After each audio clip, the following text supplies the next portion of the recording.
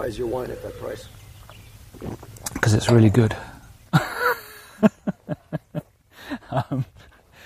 No, why is the wine at that price? What is that price? I think it's the three wines we make, the Chianti, the Reserve, and La Gioia.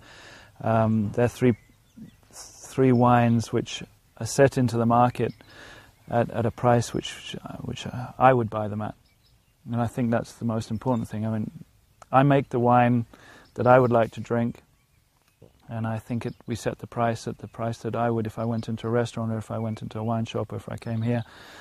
It's the price I'd be willing to pay. So obviously I'd like to put the price up, but I'm not sure the market would accept that. We've kept the price pretty stable over the last 3 or 4 years, looking at the mess in the world with financial markets and stuff. So you know, it's always very tempting to change. I'm always continually talking to my partner about, you know, let's make one wine rather than 3 wines, or let's make 2 wines rather than 3. But, you know, we've been around for a bit. We've been since '71, the first wine was made, so it's difficult to change the setup of the 3 wines. I'd like to make 2 wines. I'd like to make a Riecine and La Gioia. But then you're missing out on the entry-level wine, which is the Chianti Classico. And the Chianti Classico for me is the most important wine. It's the bread and butter. You know, if somebody goes into a restaurant in the States, they're gonna start by drinking the Chianti Classico, and if they like that, then they're gonna move up. So the Chianti Classico is vital. You know, it's like the beginning or the cover on a CD. You know, if you like the cover, you might buy the CD. If you like the wine, then you'll carry on and go deeper into the winery and see what else they have. What grapes what grapes go into those 3 wines? How do you split them out?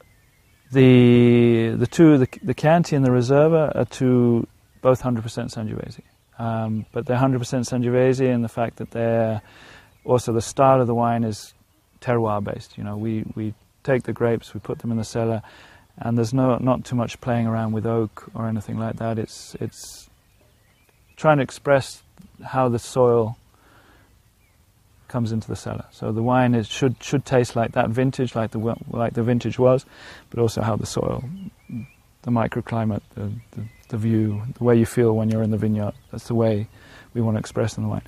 La Gioia is a little bit more. It's still 100% Sangiovese. From year 2000, it's been started making in 1982. And from 82 to 2000, it was 100% Sangiovese. From the year 2000 for 2005, we dropped in a little bit of Merlot because we have a little bit of land down there which the Sangiovese didn't ripen, so it's planted with Merlot.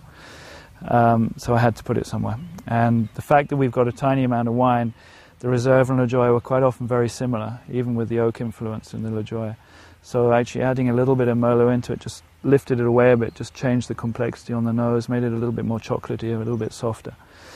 And it also gives you, having a little bit of Merlot down there, it comes in 2 weeks earlier, and it manages you're allowed to push the Sangiovese a little bit more. You can leave it in the vineyard a little bit longer because you already got stuff in the cellar fermenting, which is quite nice. But now with the climate change, we're probably going to graft all the Merlot to Sangiovese and keep them all Sangiovese. So from now on, the La Gioia is, from 2006 onwards, back to 100% Sangiovese. Keep all the French stuff out of the wine. Unfortunately, I have to use French barrels, but we haven't got around that yet.